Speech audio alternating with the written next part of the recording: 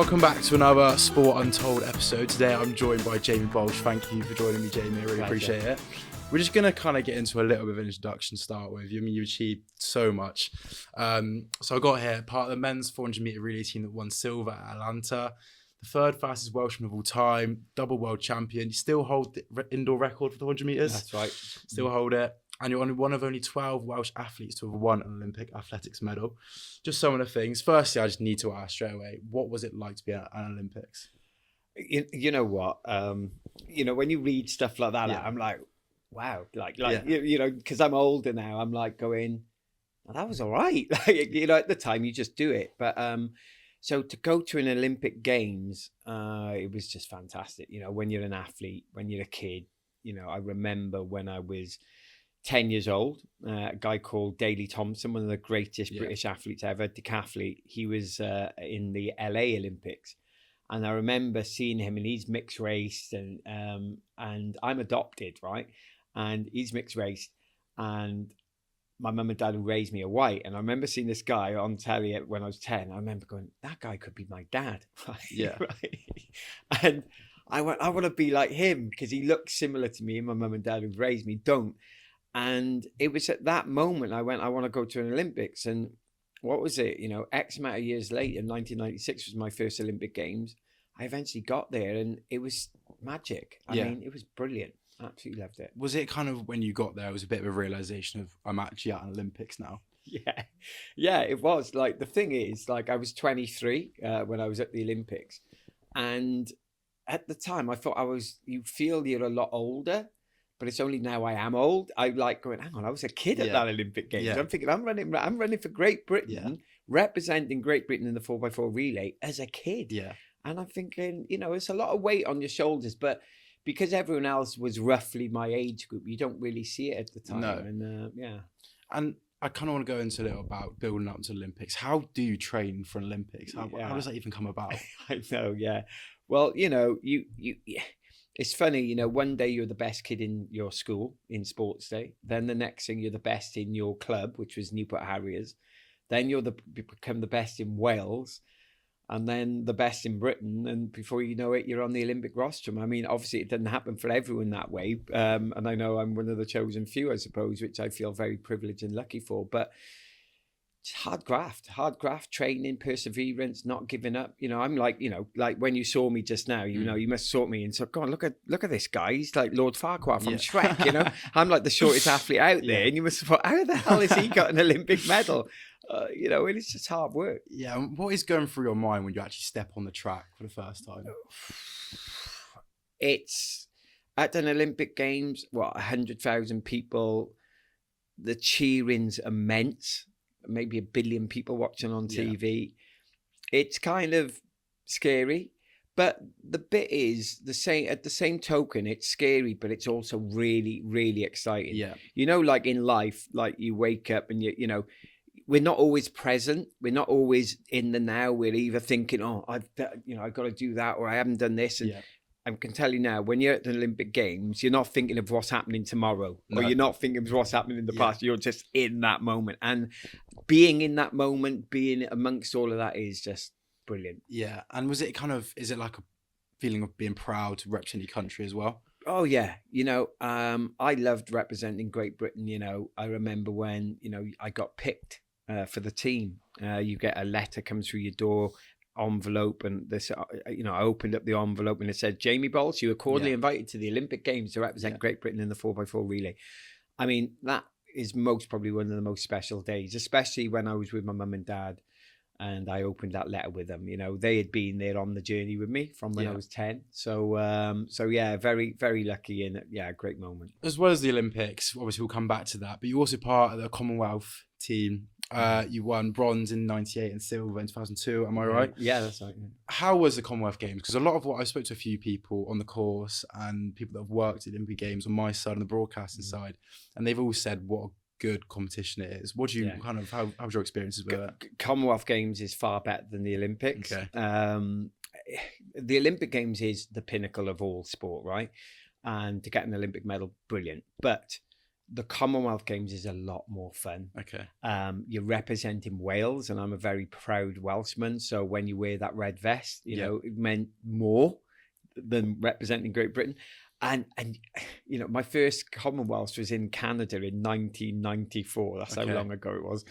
And I was a real kid then. You know, I was 21, and I remember having steak for breakfast. You know what I mean? Like, I was with a guy called Ewan Thomas, my teammate. When do you ever have steak for breakfast? It doesn't happen, right? But at the Commonwealth Games, you go into this dinner hall, and they had all different, you know, cultures and all different foods and whatnot. And I remember seeing steaks, and, you know, we were that young and naive. Oh, let's have some steak, you know. So at the Commonwealths, you have more fun. You know, it's not as big. It's glamorous, but nowhere near as big. And you don't take it so serious. And with that, gives it that extra edge of, I think that's what sport's all about. Yeah. You know? And was it a kind of element of representing Wales? Was that kind of massive for you? Obviously, representing Great Britain in the Olympics is massive. But was it kind of a pride thing to just be Wales? Yeah, because you know, it's Wales versus England, right? And you know, I always joke saying I hate the English. You know, it's a bit of a joke because I was born in England, right? But you know, it was definitely that rivalry between England and Wales. Especially, we had such a good team. Myself, you and Thomas. We had Tim Benjamin, you know, great athlete, Paul, great. You know, we had a really good team. So, yeah, I think the Commonwealths for me, I'd always give that little nod to. You know, it's almost like when you go to watch the rugby. You know, England versus Wales in the Millennium Stadium or Principality Stadium, as it's called now. And I'm always sat there, you know, with, you know, maybe a beer in hand, and I'm watching the rugby, and I go, oh, that must be amazing. Yeah, that must be like, you know. And I know a lot of the Welsh players, and they're like, no, it is amazing. To actually be there. Yeah. So the most, I believe 2002 was Manchester. How was that kind of being in, obviously you've been to so many different places, being in kind of the UK doing it? Yeah. How was that? That was great because it was pretty much a home games. Okay. Yeah. Not Wales, but England. But it was great. It was so many of the crowd knew us personally, sort of thing. So when we stepped out on that track and they called your name, it was bedlam. And you're like, whoa, this is full on, which I can imagine it being like the rugby, like I said. So I loved that. That was one of the, you know, the last sort of majors I did. I was getting on in my career. So just to have that little clinch of having that at the time. And I still believe we won. England actually beat us in the 4x4 relay, but I believe we actually won it. It was a thousandth of a second. Matt Elias coming up the home straight with Daniel Keynes, and I generally believe we won that day. Was that how much was that disappointment? It was, but equally at the same time, England, Wales, you know, took first and second. It was great. You know what I mean? Yes, we'd have liked to have won it, and but equally, we had a laugh, and it was a nice swan song on the Commonwealth circuit for me, you know. 100%. What are the nerves like when it's kind of, you've got all these people around you? Is that kind of daunting, or? The nerves, it can be, but usually what you find is, especially like when I was competing at my best, or if I was in as an individual, all in the 4x4, the reason why you could usually handle it is because you were around amazing people. And, you know, I used to train with Linford Christie, Colin Jackson, Darren Campbell, Merlin Otti, Frankie Fredericks, our own Matt Elias locally. And with people like that, because I was training with the best, and all those names I just mentioned were Olympic silver medalists up. You know what I mean? I mean, they were all, I was in the best sprint group on the planet. Yeah. So when you train with them every day, well, all I was doing is racing. And in fact, a lot of the people I raced weren't as good as those. Yeah. Do you know what I mean? Yeah. So that gave me the confidence to go into races knowing, you know, I'm going to be all right. Do you think you always had that level of confidence? Or do you think that was very much built up? I think it was, I always had that, you know, it was innate. This, you know, it's something, you know, in sports, say when I was, you know, 10, 11, you know, I had that confidence then.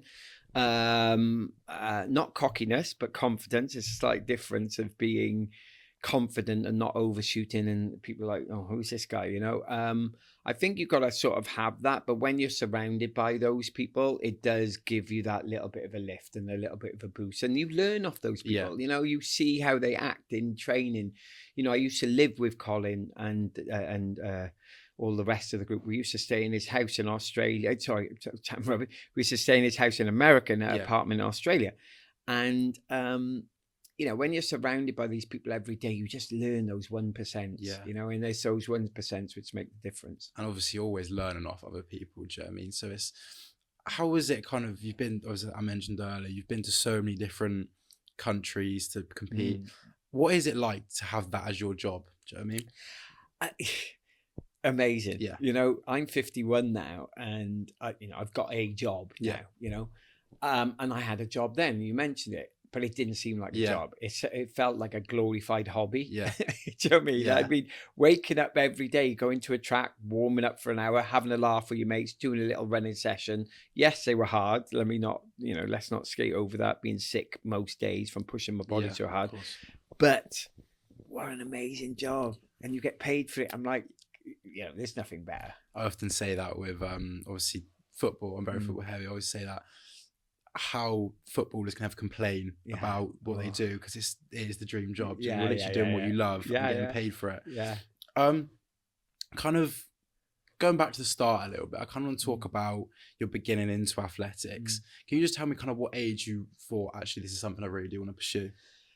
I think for me, it was from the very beginning.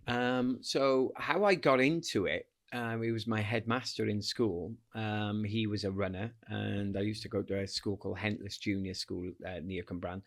And it was in sports day. We had an event called the obstacle race, right? And the race would start. You start off running with an egg and spoon, then you go over the wooden bench, then you get into the saddle like that, and you go underneath this crash mat, sprint to the finish.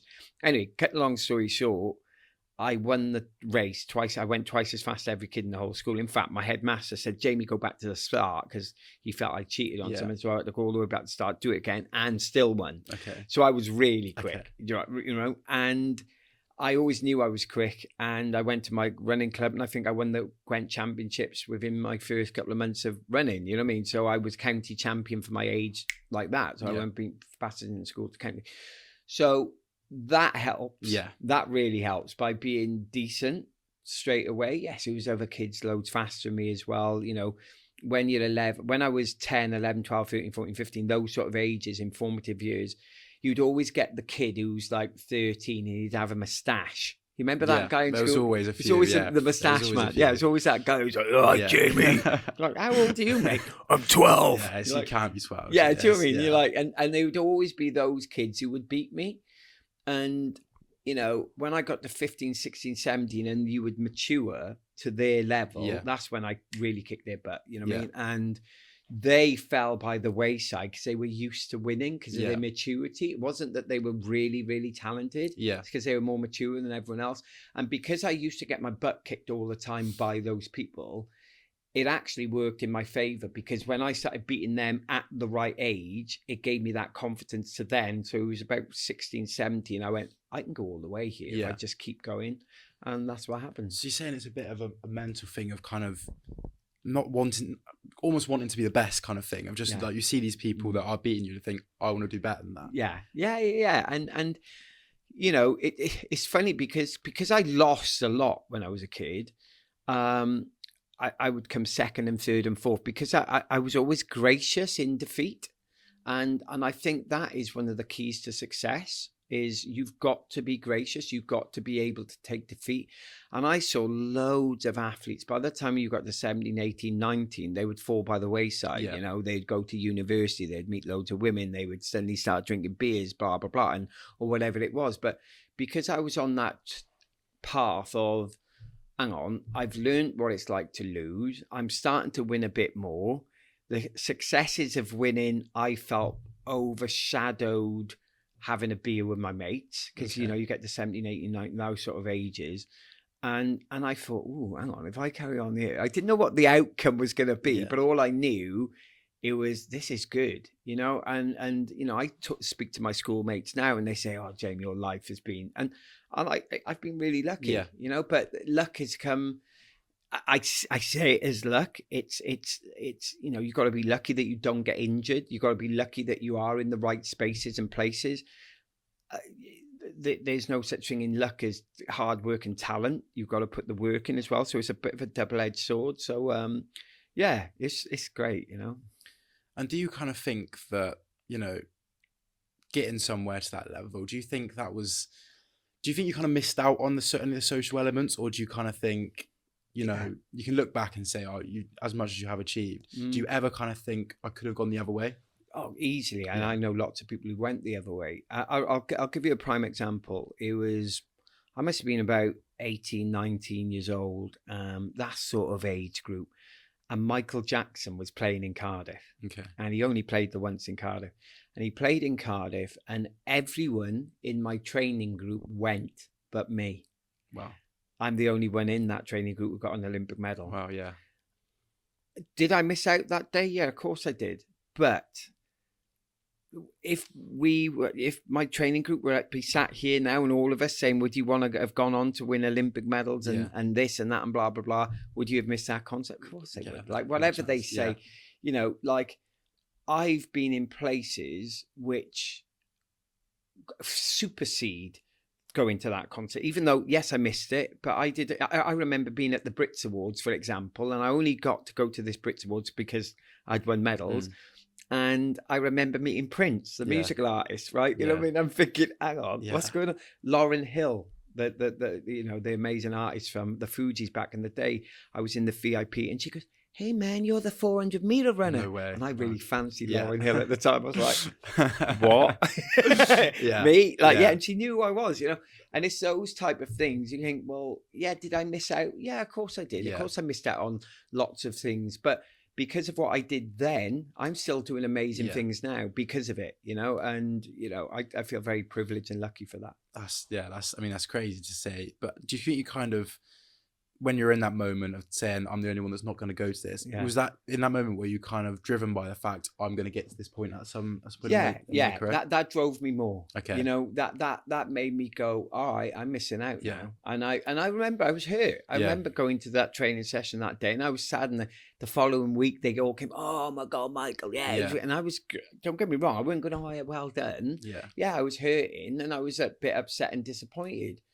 But I actually use that as leverage to be better than them. You know what I mean? And it gave me that 1% extra boost to go, okay, if I'm missing out on those little bits, I'm going to make sure I get those bits in abundance on the back end. And that's what happens. And how far did you ever think you kind of achieve what you'd achieve? Or was it always a little bit of you thought, you know, I'm quite good at this? Yeah. Imposter syndrome every day. I'm 5'8". I'm like Lord Farquaad from Shrek, the shortest athlete ever. You know what I mean? Do you know what I mean? Like when you saw me, you shook on. Oh my God, little pat on the head. Hey, Munchkin. You know what I mean? I'll interview you. Come on upstairs. Do you need a hand upstairs? You know what I mean? Jokes aside, he did actually say that. Do you want to take the lift? But it's a bit of a different thing there. But you know, like I don't know really. It's how can I say it? It's imposter syndrome is in how can Jamie Baulch from Wales, 5'8", win a world championships? How have I still got the British record? What? I did that in 97. I'm still British record holder. I'm like, there's been a lot of people who've come and gone since then who should have broken it. So I must have been pretty good. And, you know, the new running spikes, the new surfaces, the new training, you know, they've got massive advantages over what I had, and they still haven't broken. It'll get broken soon, but you know, I'm proud of that. And you know, there's got to be something in it, you know, sheer determination with a little bit of talent goes a long way, you know. Has that kind of settled in yet? The still having the record, or is that still every day it's still like just saying it to you then I laugh. I laugh in the respect of I go, because at the time I just thought it was normal. But now I'm going, wow, and it's over 25 years ago. It's almost 30 years. And I'm going, 30 years later, people out there busting their balls every bloody winter and still not achieving what I've achieved. And I'm going, well, it's got to be something. And same goes for Ewan Thomas in the outdoor 400 meters. His only broke not that long ago. Now it's gone, knocked out of sight.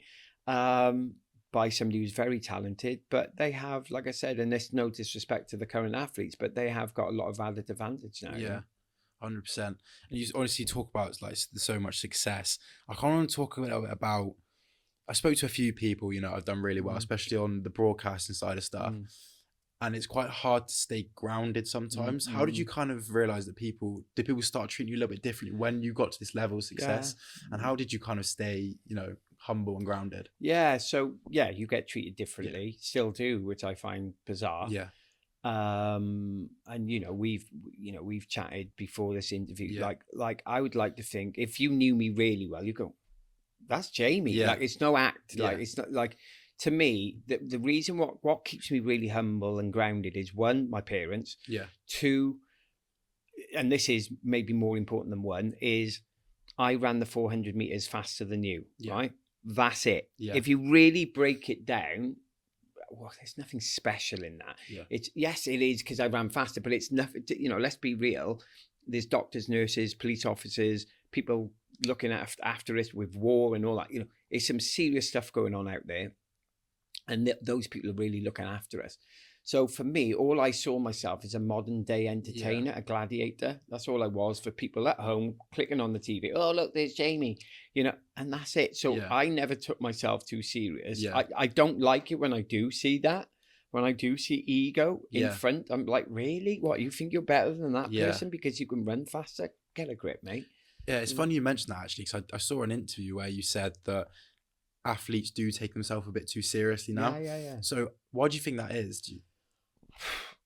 I don't know, really. I think now there's a lot of social media. There's a lot of social media training. Yeah. Oh, yeah. And I go, come on, mate, be honest. You see an athlete after a race. Yes. How do you feel? Yes, I felt really good, and the way I performed, and blah blah blah. And I'm going to say everything which they think I should say. Yeah. Hell no. I just be true to yourself. I think it's quite sad when I see sport now in relative terms, because obviously it's amazing now, but in relative terms, I think it's lost that magic. Yeah. I mean, if you were to look at, I could name like 20, 30 names, and generally the public will know who they are. But if I said, could you name me 20 athletes now, Britain, you'd be like, Keely Hodgkinson, who else? Dean Asher-Smith. And that's it. Whereas when I was competing, you could say Colin Jackson, Linford Christie, all these people, and you go, oh yeah, because they were household names. Yeah. And if there was to be any ego, you think it would have been then, because they were huge. Yeah. Whenever you turned on the TV, they were on there.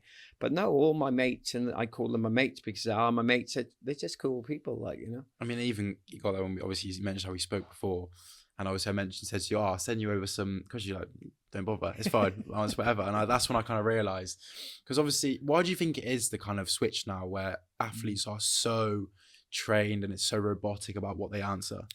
Yeah, it's like you said pre-interview, you said send over the question. I said, don't bother. I don't need to see because whatever you ask me, I'm happy to answer. And if I can't answer, I'll say, I don't know, or I can't answer that. But to me, it's the reason why people can't go off script is because they're so afraid of what their sponsors, of what their people around them are going to think or say.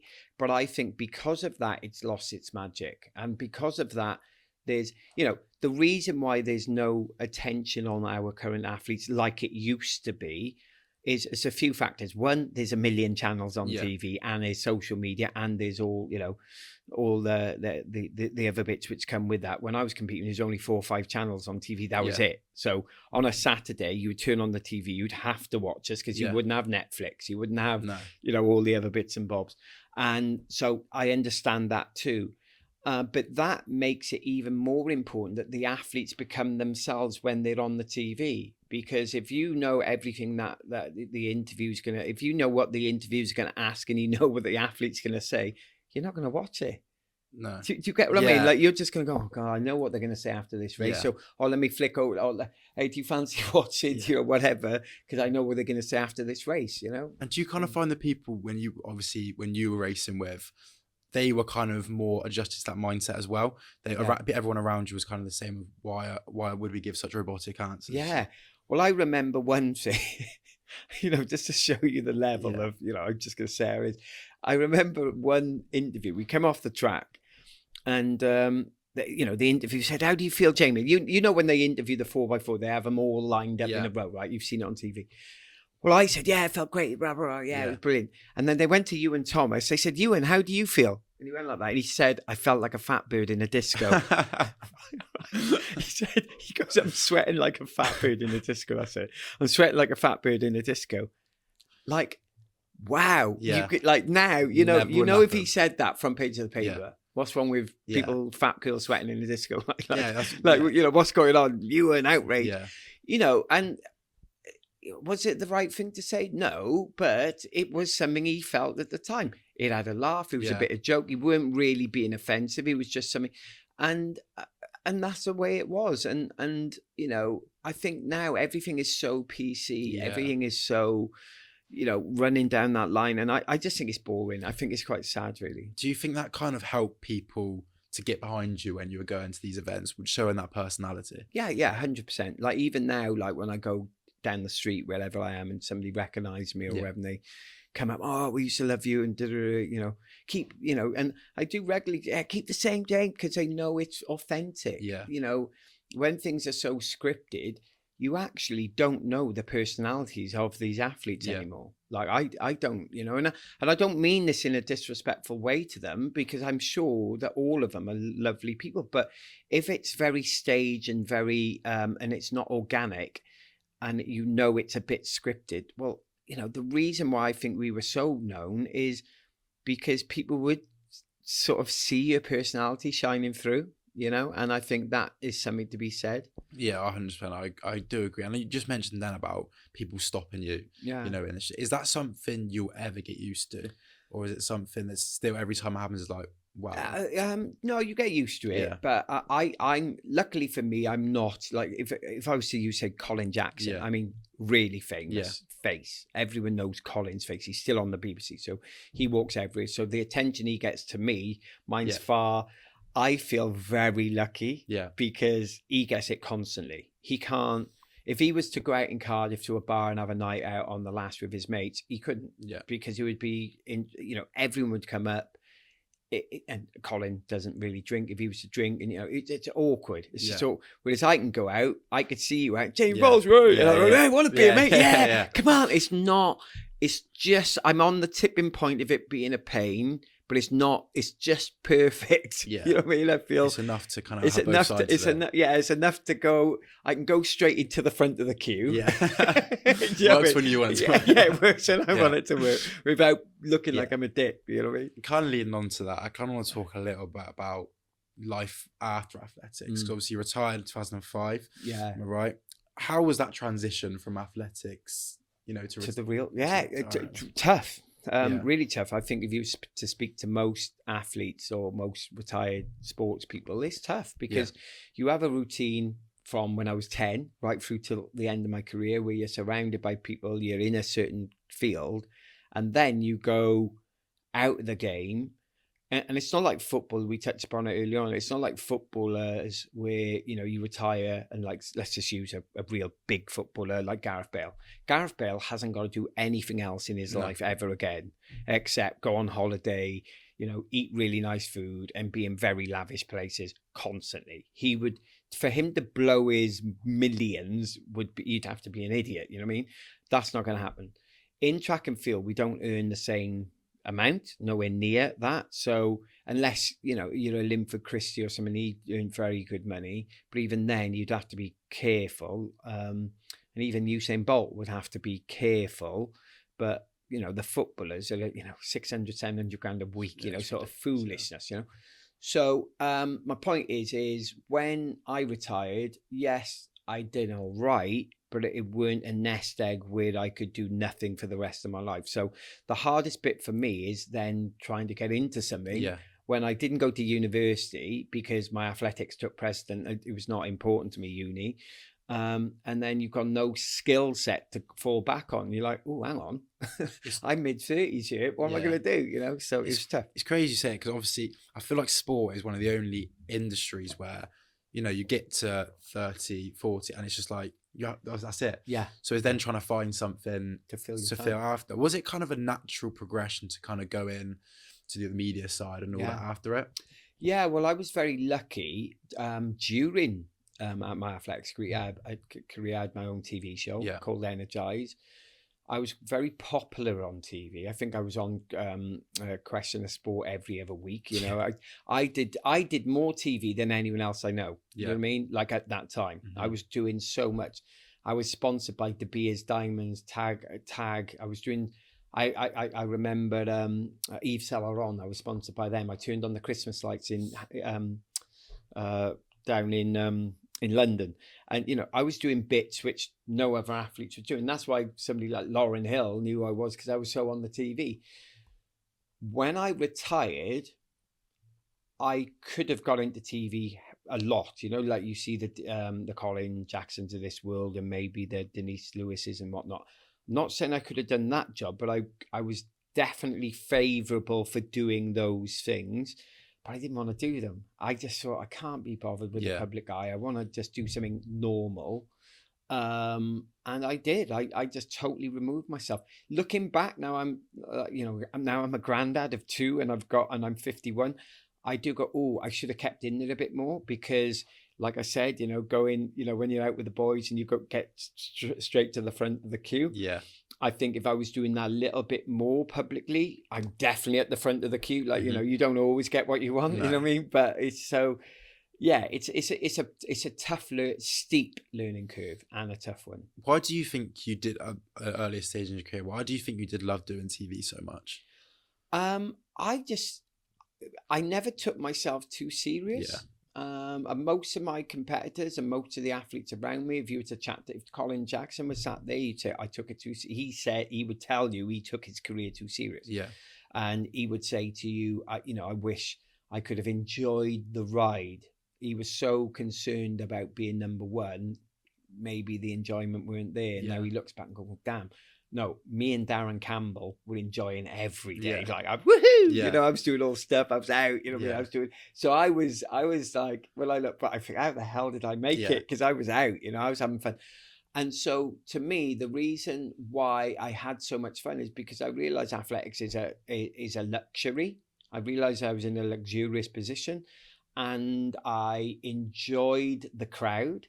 The more the crowd got behind me, the more I'd have fun. So I thought, well, why don't I do a bit of TV? Because I used to relish that attention.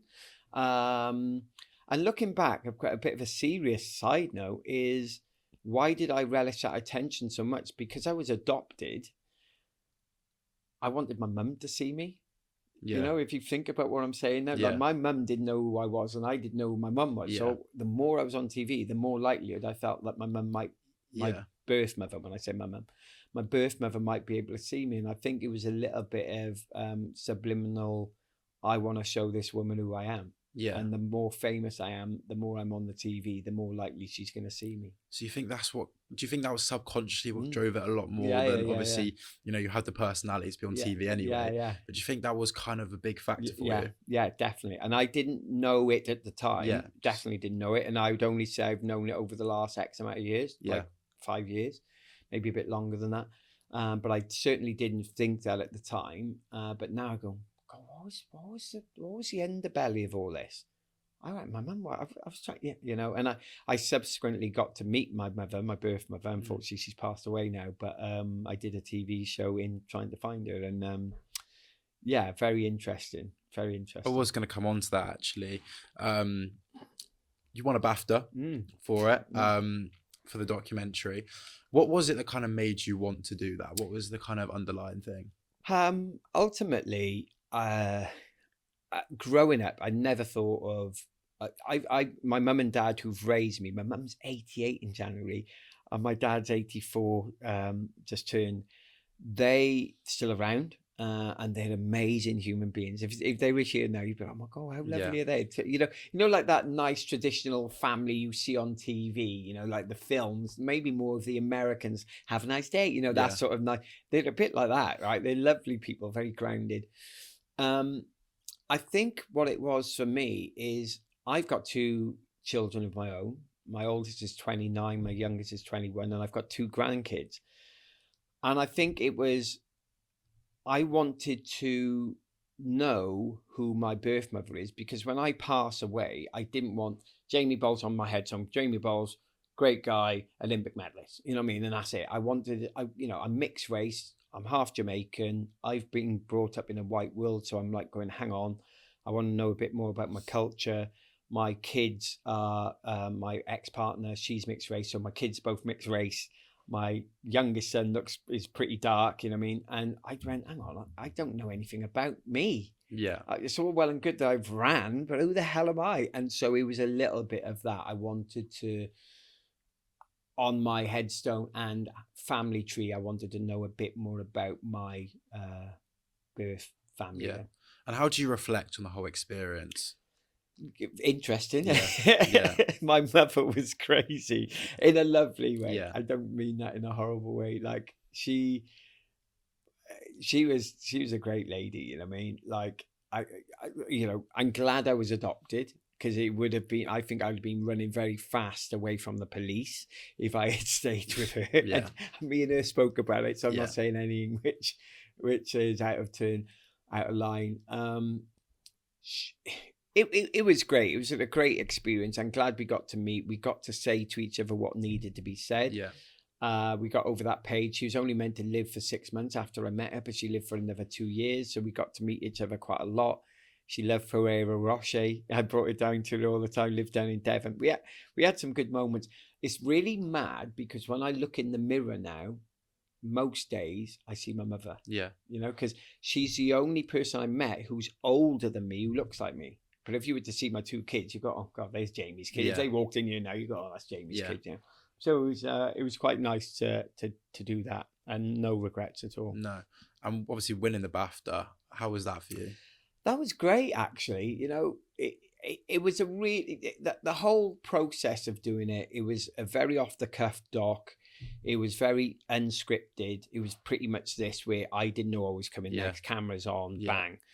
And that's why I think it was very organic and original, and it hit all the right spots, you know. And unfortunately, you know, with my mother passing, that you know, or my mum having cancer, that was on there.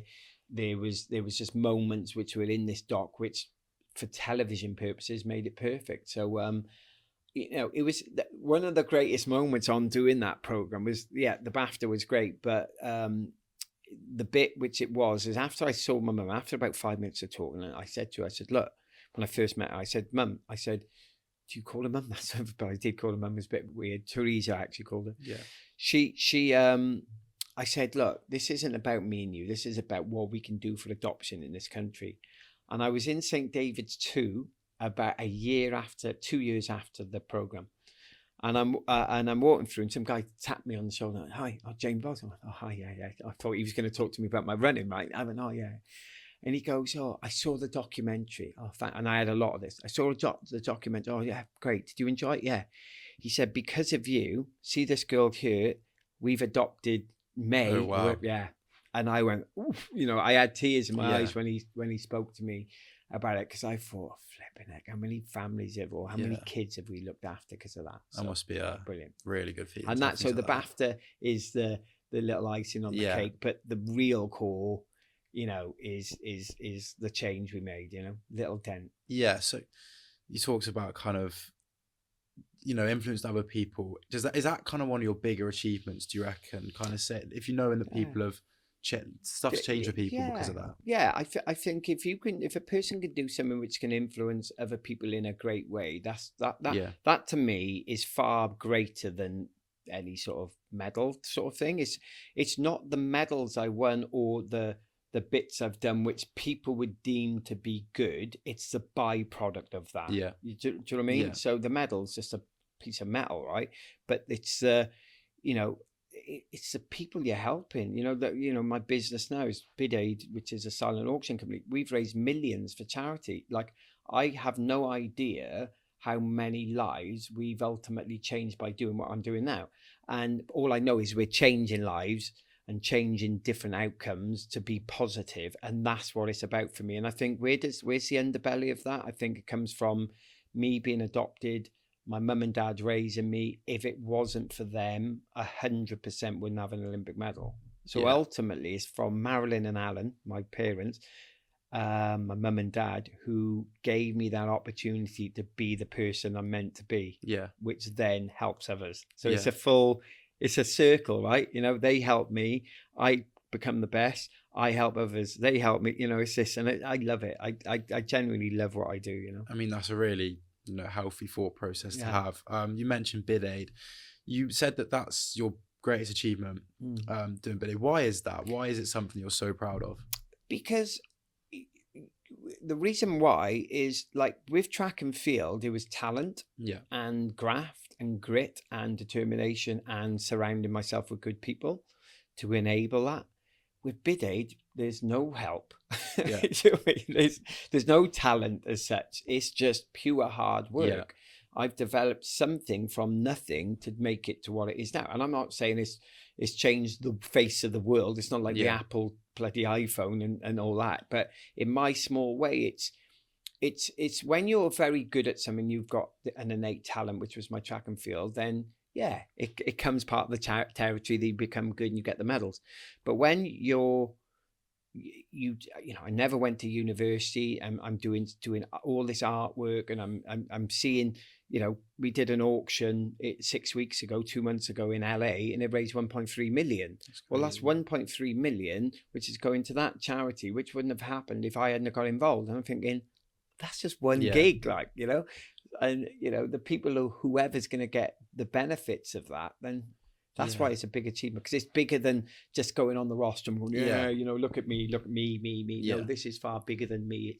It's big. I suppose that kind of the medals and everything, the podiums, that's all good to kind of for people to see. But for an actual individual, I suppose it's a lot more rewarding to have something like that. Yeah, it is, exactly. It's a nice feeling, when you've made that change, especially if a charity comes back to you and says, oh, because of your work, you've done this, or this is the byproduct of this is that. And you're like, really? Did I? Yeah. Is it? Yeah. Oh my God. It's helping others. I think helping others is my thing, like the basicness of, Christmas Day. I don't know what it's like for you, but Christmas Day, you get presents and it's all lovely and you're having a great time. For me, it's giving that present and giving something which the person doesn't expect. And it may not be a monetary thing. It's not about value now. It's not about value in money, but it's about value in the mindset of what that other person's going to think. It may be an experience. It might not have literally cost anything, but it's knowing the thought process of what that person likes and wants. And I get a big buzz on that, and I consistently nail it. Do you think you've always had that? Do you think it's always been a thing? Growing up, do you think it's always had that? I'd rather, gift you something. Is that kind of something you've always had? Yeah. So to me, my greatest achievement on the track was in 1999 in the World Indoors in Japan. And I crossed the line, won it by 5 meters, world champs by 5. It was like running a county championships. That's how easy it was, right? And I don't mean that in a cocky way, but I mean it that was what it was. It was just, I just won the world champ so easily. Did my lap of honour. My mum and dad weren't there, and it wasn't live on the TV. And I did the lap of honour. All the crowd. I went into my bag in the centre of the athletics field, and I got my phone out, and I rang my mum and dad, and I said, "Mum, Dad, how did it go? How did it go, son?" I said, "Your son is world champion," and he cried down the phone. Wow. That by far was my biggest achievement, because to me, my dad's not a crier, right? But that day he cried, and he was crying because, he was so proud of me as his son. But to me, that was the greatest gift I could have given him, because he's adopted me from pretty much from birth, 6 months old. He went to my running training twice a week from when I was 10 to and then moved on to 3 times a week till about 17 years old. 3 times a week, every consistent. Running me to all the running meets, taking me to all the running meets, buying my tracksuits, bits and bobs, blah, blah, blah. Doing that consistently for a 10-year period, and then Colin Jackson took over. Well, what greater pleasure can a person get in making their father so proud? And so to me, that was it. Like the medals, I could spin all the medals, but medals mean nothing. It's that moment of making my father feel so great, you know. So yeah. And do you think that's the kind of the motivation that you kept chasing, or was it ever, you know, you mentioned how much the medals, it didn't really matter. Was it ever that? Was it always the motivation? You know, I can make these, keep making them proud. Yeah, I think the undertone of it is to make my mum and dad proud, rather than the medal. The medal's a byproduct of success. So the other thing, all my mates have got medals. Jennifer Christie's got one, Colin's got one, Darren's got one, we've all got the medals. So to me, it's like, yeah, whatever. Don't get me wrong, the medal's nice. And it, you know, it's, you know, when that Olympic medal went round my neck, I was like, flipping it. You know, this is great. You know, it felt good, but really, it's the memory and the people you affect when you get one. It's that's the bit what's beautiful. 100%. I kind of want to come back a little bit to, I mean, you mentioned earlier you met Prince. Firstly, how was that? Yeah. The most bizarre. So just to give a bit of context, when I was like 13, 14, 15, whatever, I must have been about 13, 14, I started liking Prince. And I liked Prince right through until I was in my 30s. Still like Prince now, but I was a massive fan. Yeah. I'm an uber fan, you know, posters on my wall. You know, you don't do that now. Like kids don't do that. But you know, when in the 80s, that's what you do. Purple Rain, 1984, you know what I mean? Brilliant. Anyway, cutting a long story short, I was at the Brits Awards in 1997, got invited there. Colin Jackson was giving an award out to the Manic Street Preachers, the Welsh band, and so was Vinnie Jones, the footballer, you know, and the actor. Yeah. So they were giving the award out, so I was there, and that's where I met Lauryn Hill, Barbara, and all this, right? So I'm in this room, big room, full of legends and VIPs. So Colin went to give the award out, and let me give you a bit more context. About 10 years ago, I went on Mastermind to do, my chosen subject was Prince, right? So that's how much I love Prince, right? Anyway, so I'm going, so Colin goes, I'm just about to give the award out, follow me. So I'm following him down this corridor, and at the end of the corridor was a ramp going up to the stage, right? To the Brits Awards. The Spice Girls were there, and they, at the time, you know, David Beckham and all the trimmings, they were just massive I can't describe how big they were back then. So Colin says, wait here, and I'll see you in 5 minutes after I give him the award out. Yeah, so yeah, great. So right next to it was like a porter cabin type thing, like a little room. So I went in there to wait. In there was a guy called Sir Tim Rice. So you've got Andrew Lloyd Webber and Tim Rice, right? So you most probably know those guys. So Tim Rice was in there. I went, Tim Rice, like a bit random. Yeah. So we both went, oh, hi, like, how are you? Yeah, chat. So by here, imagine just by here, now was a little monitor. And I'm looking at this monitor, and on stage, Prince has gone, Purple Rain, and I went, wow. I said, Tim, I said, oh, that was last year, was it? He went, no, Prince is on stage right now. I went, what? Yeah. I said, shut up. I said, Tim, I'm a massive fan. He goes, well, if you go outside the door there, literally there, the end of the city, Prince has got to walk past because that's where he's coming off stage. I went, oh my God. I instantly went out there, all the rest. Anyway, Prince walks down this ramp and he's walking towards me. He's like that, right? And I'm like going, shit, this is Prince.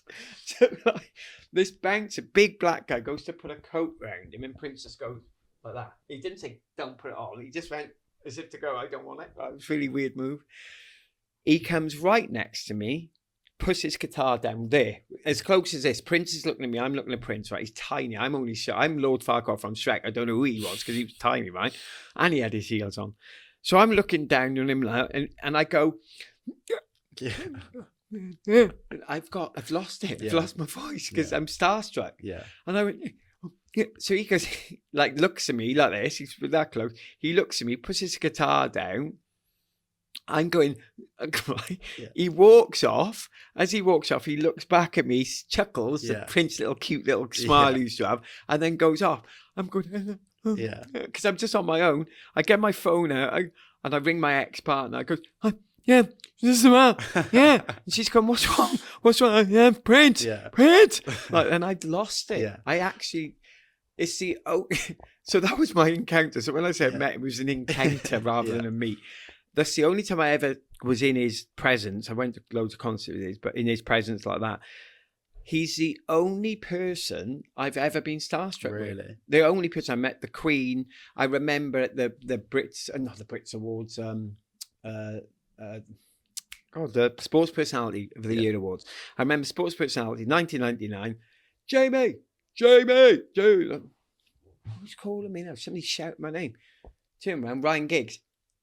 Right. Son goes, oh, it's Ryan. Right. Next to him, David Beckham. So I walk over to him now. Ryan goes, hi, James, all excited. He's more excited to see me than I am with him. I go, oh, it's Ryan Giggs. And then David Beckham stood there, perfect tie, looking, $1 million. And he goes, all right, James. And I'm like going, wow, these guys are massive. I'm acting cool. Yeah. But in my head, I'm going, oh my God, it's Ryan and David, And it's just weird when you, like, all I did is run around the track.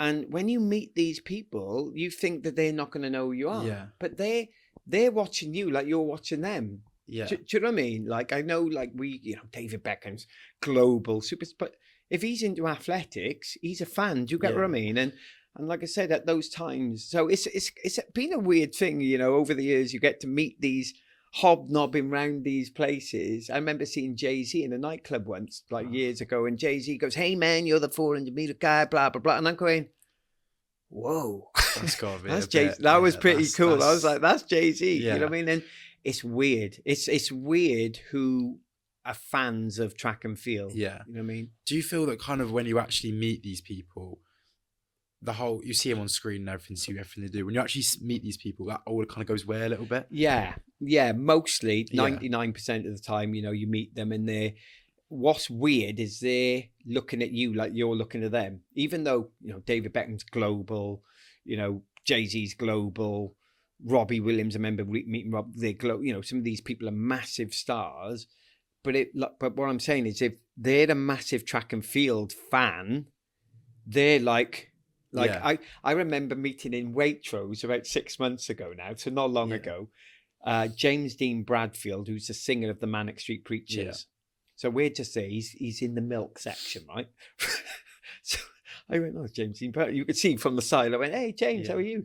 And I've met him a couple of times. So we're in the first time I ever met him. And hey, how are you? Yeah, good chat. We're just bringing out a new album, blah, blah. What are you doing now, James? Oh, yeah. He goes, how's your sister? Yeah. Wow. Yeah, she's fine. Yeah. Chat. And then he goes, I'm a massive fan of yours. What? Like, really? Like, yeah, massive. He said, when you ran 44:57 in blah, blah, blah. And then when you came off the bend and he's telling me everything about what I did.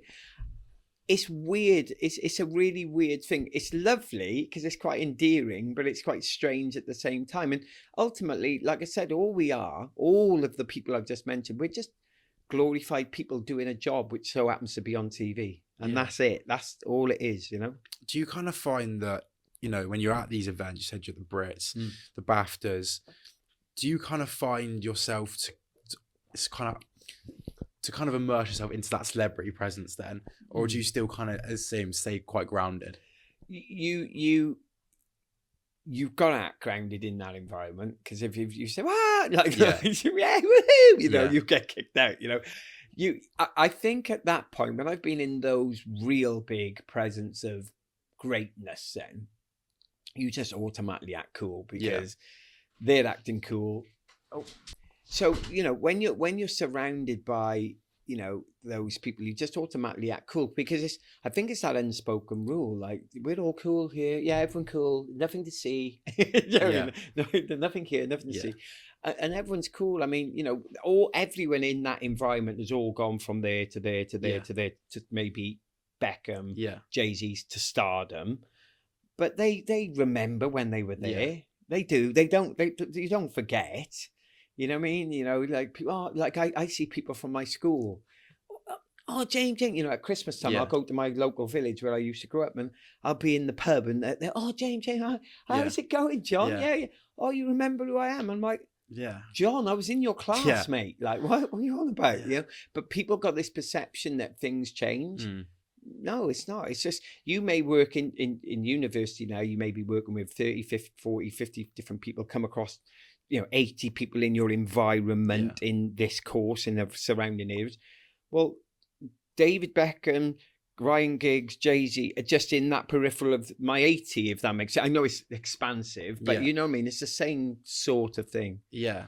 And it's, I still can't go. Jay-Z was a massive one. Yeah. How did that even come about? Well, weird. I was in Brown's nightclub, and that was what was weird, is he came up to me. Yeah.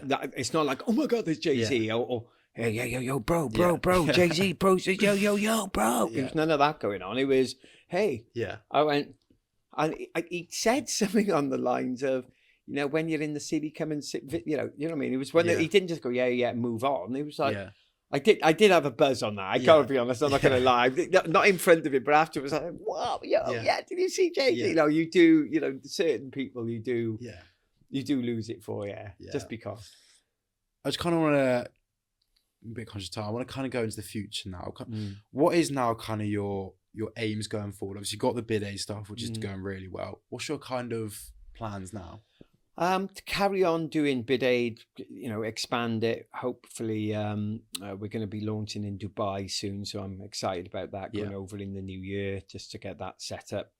The main thing for me now is carry on doing that trajectory. Keep doing that. Keep doing what I'm doing, and try and do more with my family. Like, I've got 2 grandchildren now, and they're amazing. Like you suddenly get to my age and you suddenly realize all that is just fluff. Yeah, it's all fluff. Everything I've said, this interview, Jay-Z and all that is great, but ultimately after it's all done, didn't mean anything. I've just had some great experiences. But far more important than meeting Jay-Z is spending time with my grandson. 100%, And you get to learn more and more and more of that, especially when you get 40 and 50. You suddenly go, my dad always said to me, don't bother with that nice car. Sort yourself out. Make sure your mortgage is but Dad, which you pull off, because you just don't care. Ego's flying a little bit. But then after it's all said and done, what's his name? Denzel Washington says, you'll never see a U-Haul behind a hearse. We can't take anything with us. The only thing we've got in our lives is experiences, love and moments. And where I'm at now is spending as much time with my family as I can. My youngest son is in MJ the musical. He's going on the same footsteps as me. He's in the West End, and he's got skills. And I'm going to see him next week again, so I'm looking forward to that. But what is it for me now is to try and downsize everything, upsell my business, and be more present with my family. But I was going to mention that, because even when we were speaking, you were saying, how busy you are, trying to fit in everything. How do you balance it always? Yeah, that's the tricky bit. I've been extremely busy up until, when we spoke last, crazy busy. And now I've still got a bit of stuff to wrap up for Christmas. But then I've pretty much got 3 weeks where I can just, maybe even a month, where I can really down, and be as present as I can. Yeah. So do you kind of find now it was easiest balance, or kind of back when you were doing the athletics? Was it easier to balance then or now? It's easier back then in the respect, I wouldn't be home as much, but on a daily life, it's like doing track and field. It's like having a 9 till 5. It was like I could have been working in Waitrose. Waitrose, you get there at 8 o'clock or 9 in the morning, whatever your working hours is, finish at 5. Track and field is exactly the same. It was just a different job. I'd go to the track at 10. Finish by 12, protein drink by 12:30, massage by 1. Every day was the same. It just may have been in a hot country. So my life now is a little bit more chaotic because it's all different components. But that being said, I'm used to it, so I get it. And just to kind of finish off, you said how much, the medals are just a bypass to success. In terms of your athletics achievements, what is the one you are most proud of? I think it's got to be it's always a tight one between my Olympic silver as the relay and my World Championship gold individual in the indoors. I think it's always got to be the Olympic ultimately, because the Olympics are the pinnacle, I think, of sport. I think if you were to chat to even, I've spoken to some really high-end footballers, and I've said before the football really came into it, and they were going, oh, World Cup, brilliant, but the Olympics, even they go the Olympics. So I'm going, well, if they're saying it, and Olympics when it's at its highest, 2012 was phenomenal. I think it's got to be the Olympic medal. Yeah. Wow, that's great. Thanks for that, Jamie. I really appreciate sitting down with me. A lot of good insight there, and thank you very much, and thank you very much for listening. We'll see you next time.